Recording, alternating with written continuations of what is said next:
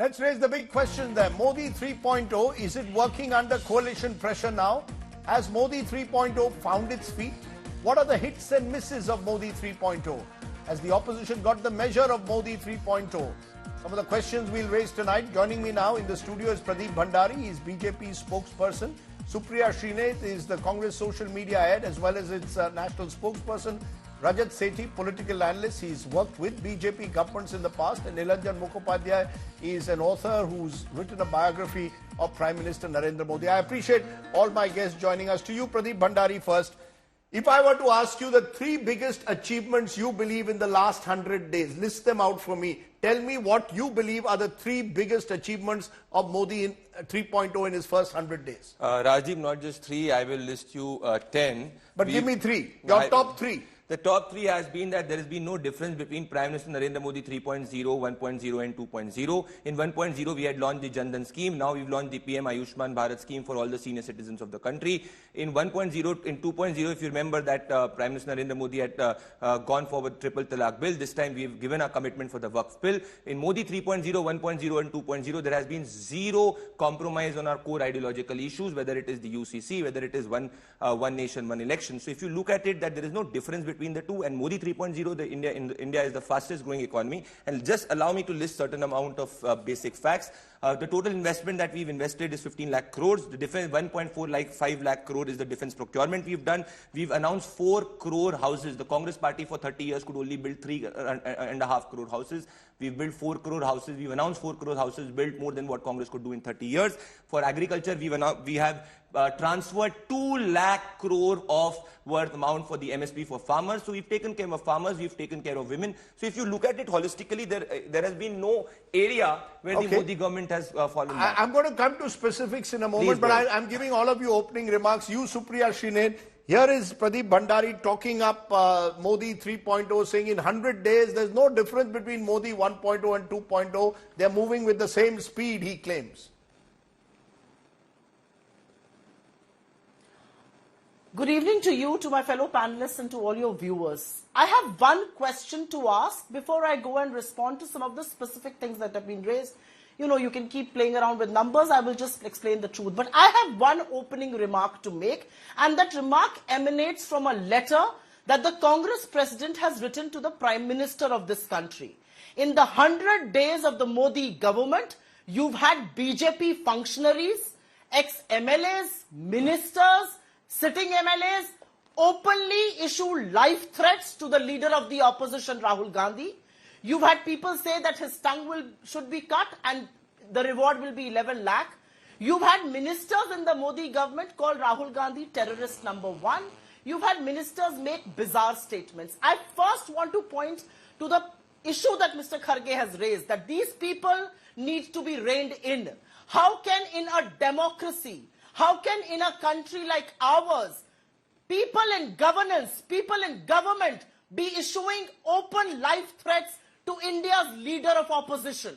That's the first question I want to raise, and I would like to ask my worthy colleague from the BJP, my worthy opponent, are you supportive of these statements? Do you support the fact that a member of the BJP openly says Rahul Gandhi ka wo hash rahuga jo uski dadi ka hua tha? Do you support Ravneet Bittu when he says Rahul Gandhi is terrorist number 1? Let me settle that, ma'am. One minute. We are discussing Modi 3.0, but you've raised an ma'am, you've raised an issue. Let him respond. Let him respond. You want him to respond and say, do you? No, 1 minute, ma'am. For 10 seconds. Yes. Let me speak for 10 seconds. You're wasting time. You could have given me those 10 seconds. Let me finish in those 10 seconds. Go ahead. I am only simply asking one question. आप किसको terrorist बुला रहे हैं? जिसने अपनी दादी के सीने में 32 गोलियां उतरते हुए देखी, or the person who saw his father blown up to pieces to keep this country united, or whose great-grandfather lived for 9.5 years of jails across India to win independence for this country.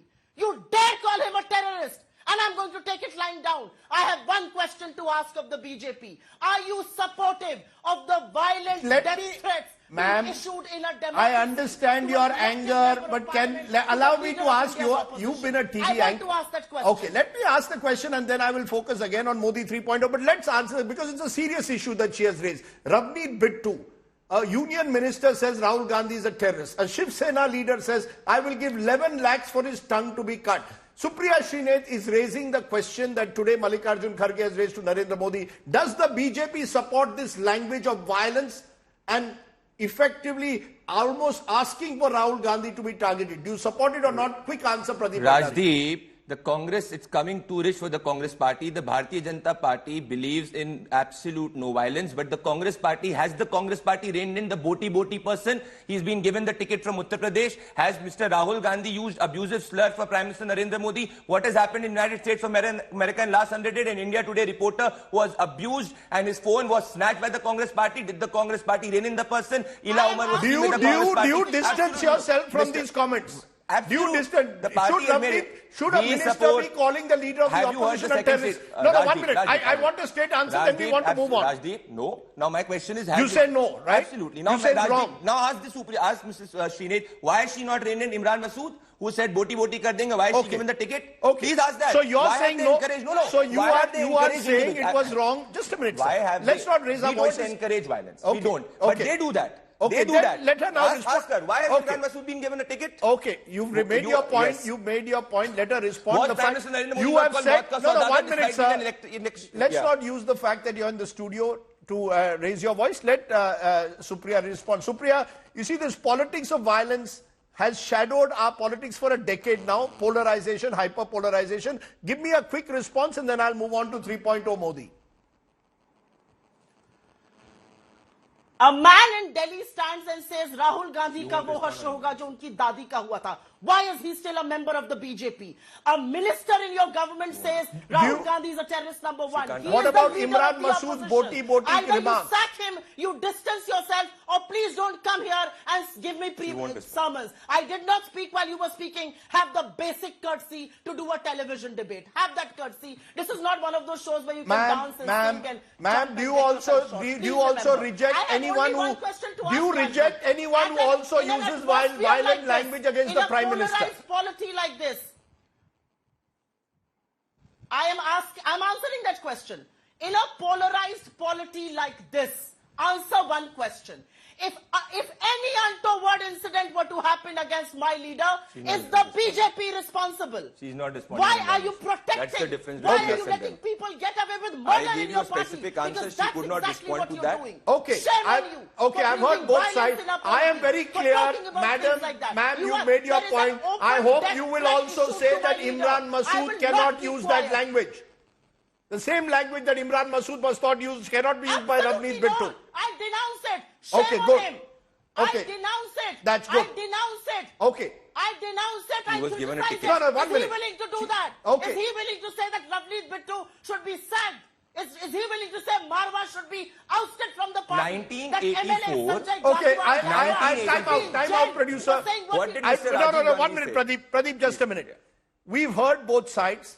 As I said, our debate is on Modi 3.0, but what hasn't changed clearly is the hyper-polarization of our politics in the last 100 days. If anything, this short exchange shows it's intensified. Let me turn to specific hits and misses, and I'll get Rajat and Nilanjan to have quick responses. Modi 3.0 hits. Welfare focus on farmers, rural population, women. There have been more schemes announced for them. Infrastructure push continues. Projects worth rupees 3 lakh crore cleared. Unified pension scheme for government staff. Free health insurance for senior citizens under Ayushman Bharat. That scheme has been widened. And elections to be held in Jammu and Kashmir after 10 years.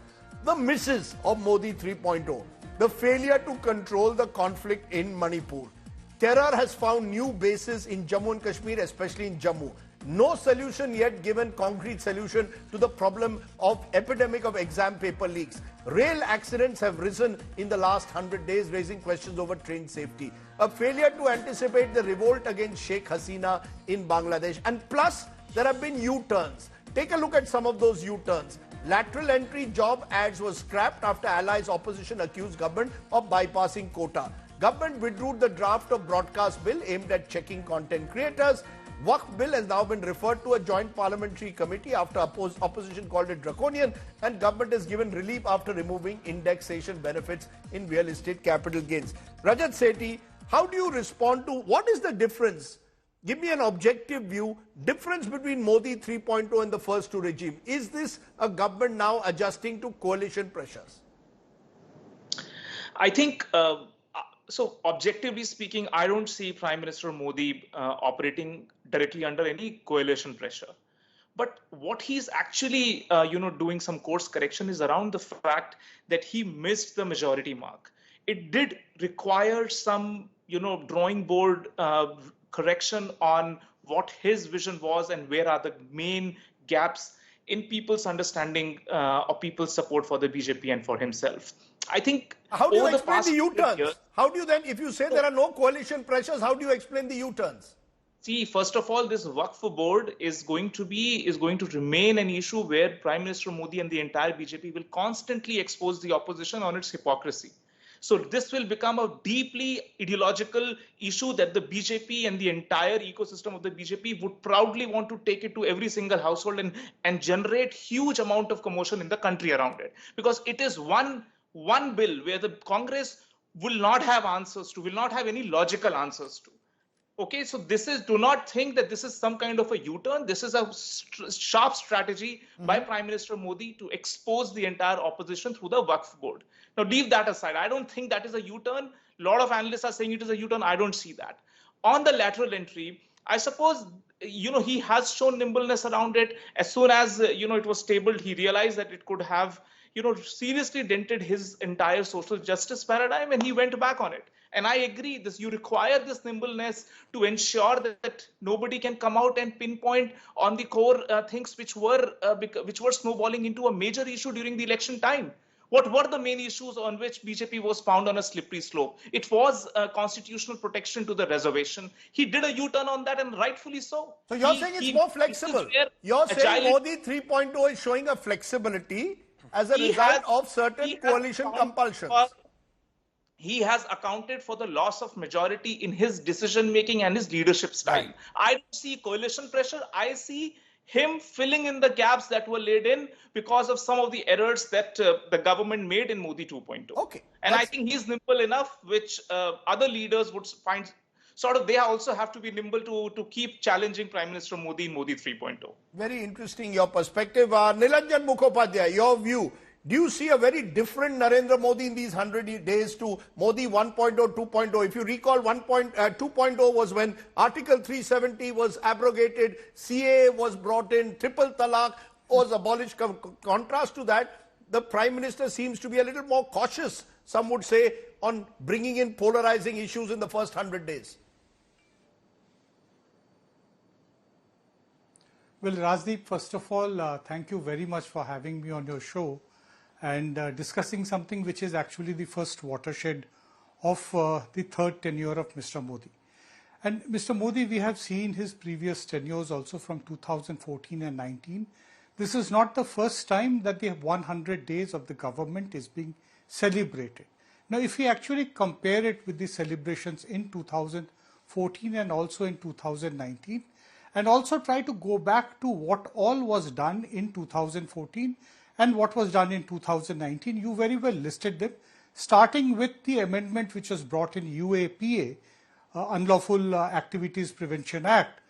From that to the Ayodhya verdict, along with Kashmir 370, CAA, a large number of ideological issues were pushed through. Now, this time somehow these celebrations seem to be very muted. Now, let us not forget that this is the time this year was actually the kind of preparations which have been done by the government even before the elections were held to celebrate, to mark and actually to lay out an agenda for the 100 days is unprecedented. As far back as in February 2024, 10 committee, different sectors were formed, all secretary level officers to draw out a very detailed agenda of what has to be done for the 100 days, and that was to be announced in a mega fashion. Somewhere around the end of the campaign, I remember a very insightful interview with several of your colleagues of India Today, where Mr. Modi was asked about the 100 days, which he had been talking in each and every campaign speech of his, that I am going to come out with bade ideas, big ideas, that is what he would say. So he was asked about it by several of your colleagues. So he said, that actually I do not want to only get stuck to the 100 days. I would rather add another 25 days and make it 125, which for the first time appeared that he was not very certain about pushing this 100 days agenda in the line. Because we all know that there were indications that the verdict is not going that way. So there has been a lot of, I would say the shortages and slippages are seen. You yourself have listed out several rollbacks which have been done in the last 3 months. We also have to take a look at the fact that, the basic message of the verdict has not been understood. Mr. Modi, I am sad to say that he remains to be in a bit of a denial mode. Now, whereas the verdict calls for a consultative approach to governance, he was the first one to actually, when he, when the cabinet was formed, the Council of Ministers was formed, he said that it's a government of continuity. Now, the moment you talk about continuity, you are actually reviving the spirit of 2014 and 19, which you do not have in numerical terms. Okay, so it sent a bad message that I take your point, Nilanjan, that consultative spirit has diminished size. Okay. Yeah.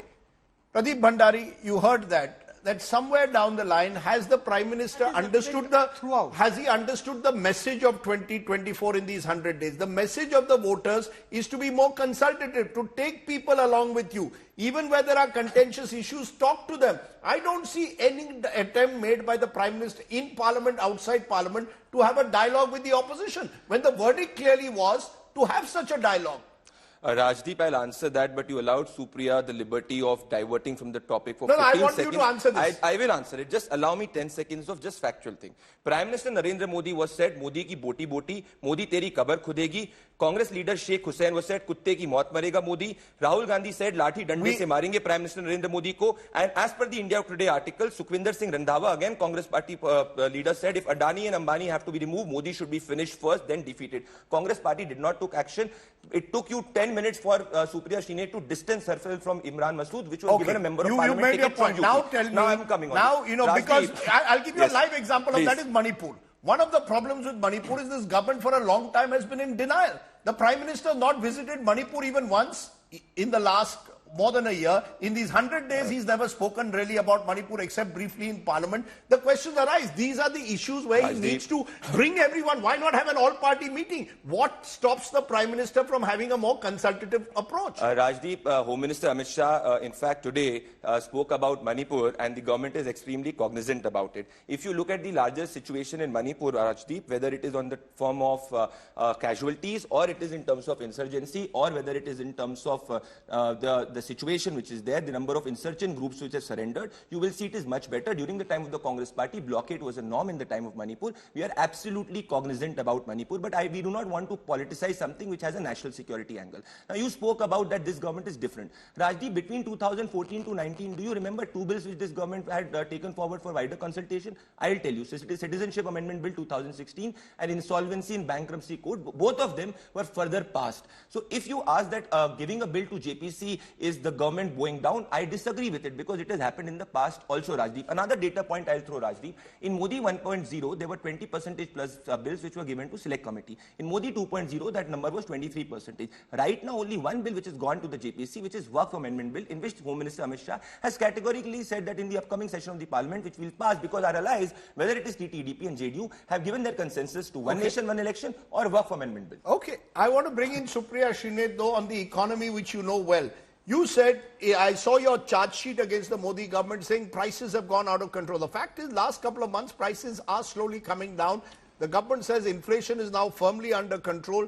Would you concede, therefore, that the Modi government has this ability to course correct? Yes, even when prices were up 6 months ago, now when you look at it, situation much better. Would you concede that this is one of the strengths of the Modi government, the ability to course correct?